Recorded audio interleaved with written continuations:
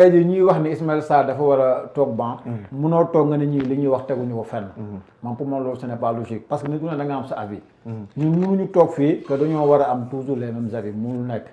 dëgg la xëy wuñ football nekkul nous ne sommes pas les meilleurs techniciens et tout mais am na lu ndaw lu ñu xam. ki leen ne Ismaïla Sarr dafa war a toog ci banc nga war a Ibrahima Mbaye moom il a ses raisons pour le faire.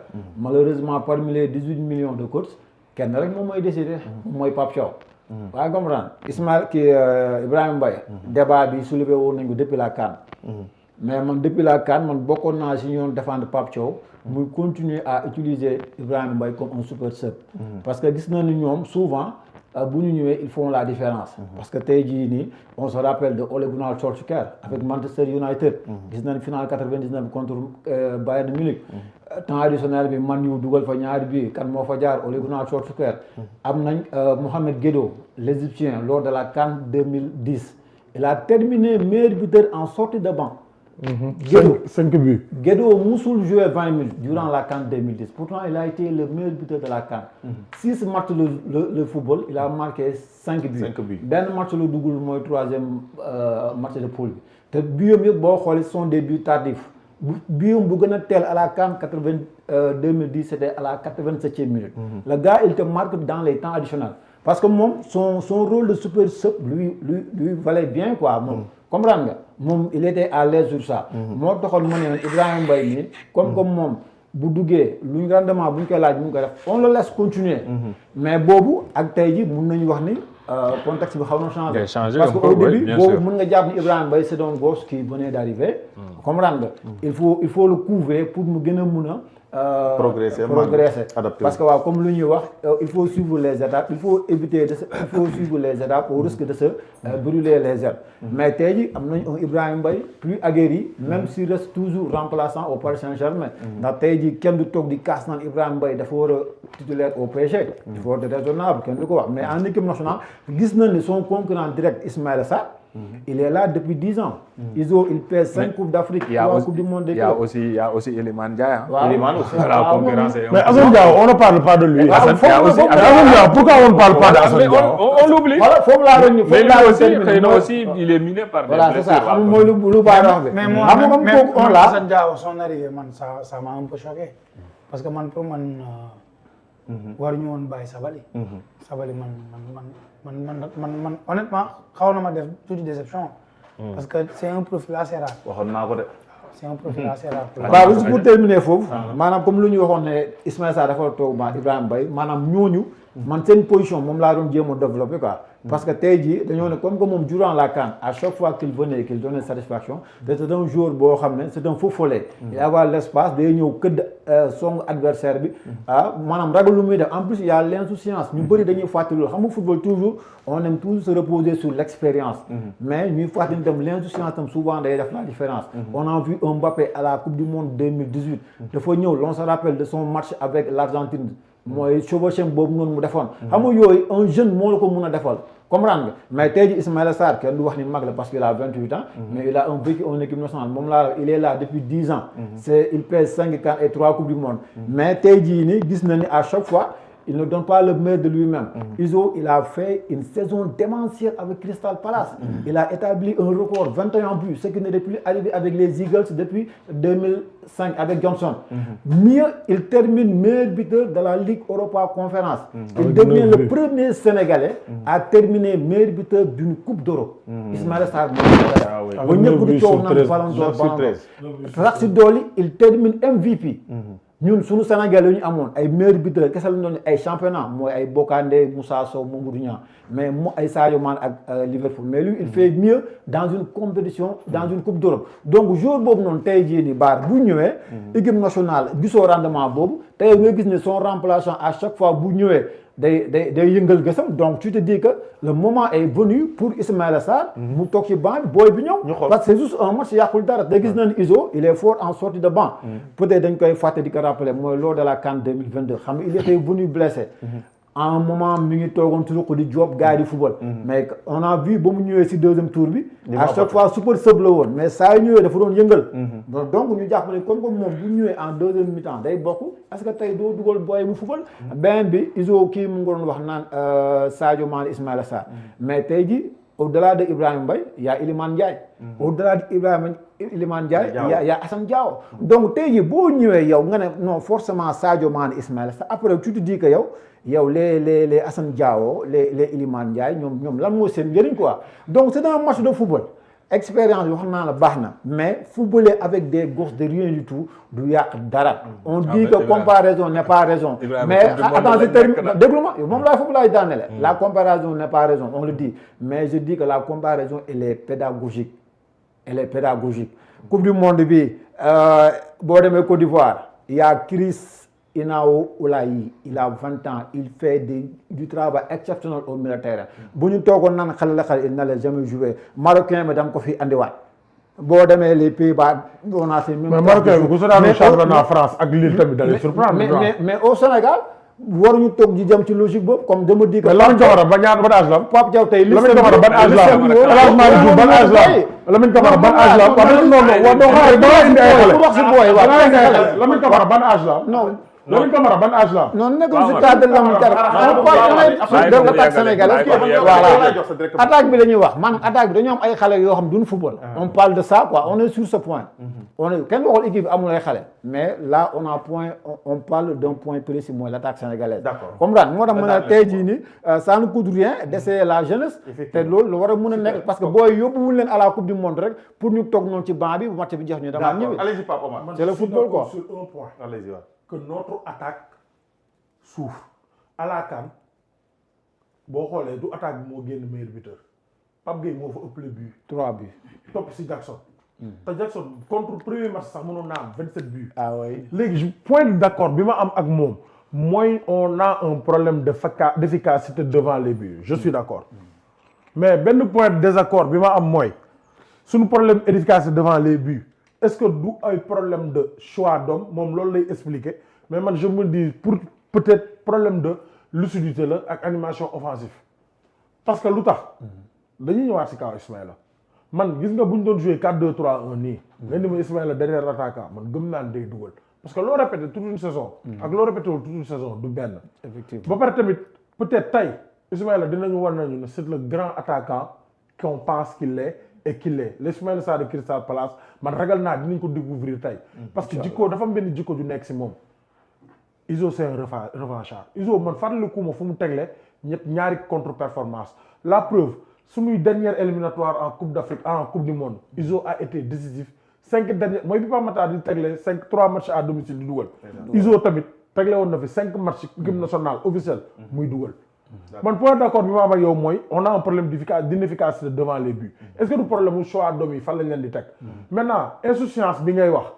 man je préfère cette insouciance en sortie de banc pourquoi parce que rien ne nous garantit que ni insouciance boobu mun nga ko am en début de match mooy en lançant Ibrahima Mbaye match Sénégal-Pérou démarré na mais match de gala la du match boo xam ne intensité la mais man je sais pas à la coupe du monde. voilà xam nga ci côté boobu. xam nga tamit coupe du monde lañ nekk. booy ñëw coupe du monde. ak entraîneur da ngay ñëw ak des certitudes pas pour lancer wala pour essayer tester quelques joueurs. am na joueurs yoo xam ne ils sont bons très talentueux jeunes. mais est-ce que am nañ volume de jeu bu équipe nationale soxla à la coupe du monde et suñu jeunes yi. Je ne le pense pas. Donc Ibrahima. Non, Ibrahima, je ne dis pas que wax amuñ talent de. Mais je parle en termes de volume de jeu. Parfois boo leen lancé woon sax. da nga leen di teg en difficulté et ce n'est même pas les jeunes kese. Regarde Lukaku, est-ce que c'est un jeune? Non. C'est l'un des plus expérimentés de l'équipe belge. C'est le meilleur buteur de l'histoire de la Belgique. Démb nan la def il a passé complètement à côté parce que la dernière fois dafa dugg deuxième mi-temps def benn pressing bu baax la Belgique a égalisé. ñu ne comment tu peux avoir cet attaquant teg ko sur le banc démb on l'a mais qu'est-ce qu'il a fait? Rien du tout. gisuñ ko presque ba match bi jeex kooku tu le peux da nga koy dugal sax dans si ay problèmes yoo xam ne. après peut-être du ci mën a génnaat ba compétition bi jeex. mais lenn am na tamit parce que. L'entraîneur c'est lui qui est avec les joueurs xam na ku nekk xam nga ñun déjà buñ demoon sax di couvrir on a des 15 minutes ouverture boo ñëwee ñu def tennis de table zongale bal daw fii kii après ñu ne c'est fini ñu génn xamoo ku si nekk lan lay peser xamoo ku si nekk physiquement lan la am alors que championnat la ñuy gëj a gis joueurs yi te joueurs yu ñu gis championnat ñenn ñi si la plupart. mais est-ce que mënuñu wax ne nga baal ma bërëxaloo est-ce que nekkul Pape Thiaw dafa nekk ci logique Coupe d'Afrique ba léegi. non avec ces joueurs yi nga xam ne non je ne pense pas kon Ismaïla Sarr du football Ismaïla Sarr après Coupe d'Afrique dañ ko teg ci banc bi combien de matchs joué wu ko. léegi nag entraîneur bi. kan Ismaïla Sarr bëriwul ci. comme li la Sawaay wax. malheureusement. parmi les 18 millions de coachs moom moo am choix. di jël ses décisions. maintenant nag am na li nga évoqué woon sànq bu jëlee décision parfois si côté communication. il faut que mu jël ses responsabilités di protéger sax. ses joueurs voilà c'est ça. loolu je suis d'accord avec ça. mais c'est l'entraîneur moo xam ay joueurs am lan la ñuy peser ak lan la ñuy kii mais en tout cas sur les problèmes de titularisation man je veux bien que ñu lancer tey Yamal. tey Yamal tu ne peux pas dire que du titulaire fële ni nga xam ne mooy Espagne malgré qu'il a 16 ans commencé na doon titulaire. c'est parce que Barcelone. am na habitude du jouer titulaire am na volume de jeu bu baax boo xam ne boo ko lancé tey ñun ñëpp football da nga doon gis benn jour boo xam ne tey même entraînement day ñëw entraînement toj mais soo ko tegee match mu réer nga dugal ko remplaçant 15 minutes mu toj boo ko defee titulaire mu réer jour entraînement ak jouru 15 minutes loolu ak dañ koo xam boo footballee di nga xam loolu donc c'est ça maintenant le dernier mot revient ak ki nga xam ne mooy Pape Thiaw mooy entraîneur bi tamit moo gën a nekk ak joueurs yi moo gën a xam les formes du moment pour choisir li nga xam ne mooy. allez-y Pagaye. non Djigo li muy wax dafa am solo ci li muy wax en termes de volume de jeu. c'est un aspect très important ci football moderne parce que aujourd'hui football 60% c'est ay machines la ñuy defar léegi talent bi dañ koy jël sa wàññi ko def nit ci ay machines. donc loolu am muy xaw a rey sax football. gis nga tey jii ñun ñooy toog di wax mais am na éléments yu bëri maîtriser wuñ ko. Bara est-ce que tu sais que ni aujourd'hui football fi mu toll nii y a même des machines yoo xamante ne dinañ la si dugal génnee la ñu ne probabilité blessure temps la il faut ñu teg Bara fi mu xaar. donc ñoom Sénégal tey jii nii Sénégal. joueur bu fi nekk gars yi évaluer nañ la physiquement. xam nga aujourd'hui le joueur qui fait la compétition ak le joueur qui ne fait pas la compétition mënuñu toll. Ibrahima Mbaye. da ngay romb Sénégalais nit jaay dar kasam ba su doyal ne Ibrahima Mbaye Yamal a ngi xale la day football Yamal li mu joué ci match Ibrahima Mbaye da ko joué loolu laa doon expliqué keroog benn waay mu wax non Pape Matar Sarr daf nelaw ma ne ko kaa ñu dellu ginnaaw Pape Matar Sarr c'était le meilleur joueur du Sénégal avant la CAN ñu dem CAN genn wàllu mi-temps la ñëw passé à côté ci la gëjee football ba tey ma ne ko te Pape Matar Sarr li mu football ci match haut niveau Lamine Camara footballu ko Pape Gueye footballu ko Habib Diallo footballu ko donc yooyu yëpp si gestion équipe nationale ci la bokk man Aliou Cissé. kon son cas a été mal géré par Pape Thiaw on peut dire. je le pense. ok il fait partie des gens yoo xam ni on l'a mal géré. wallaay gis nga tey jii. Manuel Neuer bu ñu demee jëli ko moom ak entraîneur parce que équipe nationale dañ koy defar gis nga Pape Thiaw loolu la nekk un peu di réussir ci kaw ñoom Ibrahima Mbaye ak yooyu gis nga le cas d'Ibrahima Mbaye. saa yi ma gisee ñu teg ko qu'il sort du banc je suis satisfait tu sais pourquoi le gosse man dama ko doon topp comme dof dama dem ba dama ne j'ai même soupçonné la France de mettre la pression sur le Paris ba ñu tegal ko traitement bi mais leer na ma ne ñiy wax ni yëpp xamuñu ni sax booy football parce que booy bi mu delloo kaan pour mu jouer problème il a fallu que championnat bi plié mu am ay bout de match bien sûr est-ce que comprendre nga kooku tey physiquement mënul tolloog ki nga xamante ni dafa compétir toute l'année léegi nag moom chance bi mu nar a ëppalee kooku mooy mën na ko ëpp fraîcheur mais fraîcheur boobu mën na la ko jox sur 2 matchs il va être titularisé 2 matchs il te sort le grand jeu ci 2 matchs mais tu le perds après la compétition loolu mooy logique bu joueur bu compétir ak joueur bu compétir tey bu ñu demee hivernal man ak yow defoo hivernal ma def hivernal suñu yegsee yow mën nga ñu lem ñun ñëpp ci 3 matchs yi mais bu ñuy jeexal yow kenn du gisati est-ce que comprendre nga donc aspect yooyu tamit pour man staff bi ñu ngi koy prendre en compte te li tax ma gën ci rafet njort bëgguma kaa yi fi dal ñi fi jàll fii Sénégal kaa Diao Baldé Keita am na fi na Sadio Mané génne Diao dafa war a jouer yu xool nañ ci sax Sadio xaar rek Aliou Sénégal Niger foofu laa nanguwee ni moo defar équipe nationale Sénégal parce que dama yàgg toog nekk xale di naan man Sénégal nan la mënee xoolee ba jomoon si Camara gagné lu ñu kaat ba Issa Dia gagné wuñ kaat c'est vrai. waaw Issa Dia xam nga ndax lan parce que dañuy ñëw il passe à côté benn match ñaari match rek verdict populaire bi ñëw baaxatuñu teg andi keneen. moo ne de looloo ko fi gëj doo sax. Samuel baaxul nag. non di ko li may très sérieux li may wax nii gis nga xoolal léegi après Pape Sarr moom verdict populaire sax moo ko dugal fee. alors que yow Ibrahima Mbaye c'est un joueur boo xam ni c'est un bijou pour man on doit le protéger du mieux bien sûr parce que c'est un bijou. mais même le jeune là le jeune milieu de terrain du Bayern. Bara Sango c'est un bijou que aussi ñooñu c'est léegi nag long terme je léegi pense nag même que surprise mën na am ni sur benn mën na am gis nga tubaab yi dañuy yor seen jour bu ndaw ñu sàndil nga joué toog ñu ne c'est le meilleur ñu ko ci teg ci banc bi fàttali fa 3 matchs Luis Enrique da koy def booy mi boobu mi ngi liggéey leneen lu booy bi gisul donc man pour man gestion remplaçant titularisation yi pour man c'est pas mal ñu garder booy par exemple booy man facteur X laa ko jàppee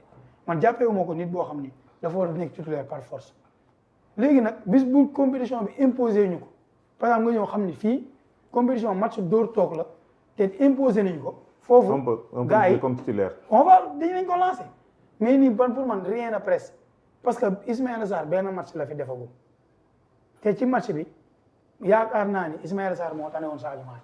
waaw ah man amoon comprendre man mais le cas Sadio Mané man du ma doon jeté du ma doon wax ne Ismaïla warul génn mais à ma place avant moo génn man pour man Sadio Mané je te dis une chose boo xam Ismaïla Sarr à droite il met beaucoup de buts ci équipe nationale allez vérifier à gauche à gauche du moins il met beaucoup de buts donc man pour man sax match France bi lu ñu gën a sonal loolu ci la bokk mooy on a perdu notre vitesse parce que il est à droite tu as Mbaye il est à gauche tu as Mbaye à droite ak Jackson peut-être que danger bi dina permanent quoi donc man pour man baara avis boobu laa ci am ci gestion bi pour man équipe bi baax na nii nañ leen jàppale ñu dem nànk-nànk équipe bi au fur et à mesure dina yéeg et pour man défaite France bi jàppewu ma ko revers bu garaaw piqûre de rappel laa ko jàppee parce que da ngay koo romb mu teg café tubaab naan léegi ba suuf ne la du ma moroom France man tey Mbappé ba mu dugalee ba dama doon toog ma ne man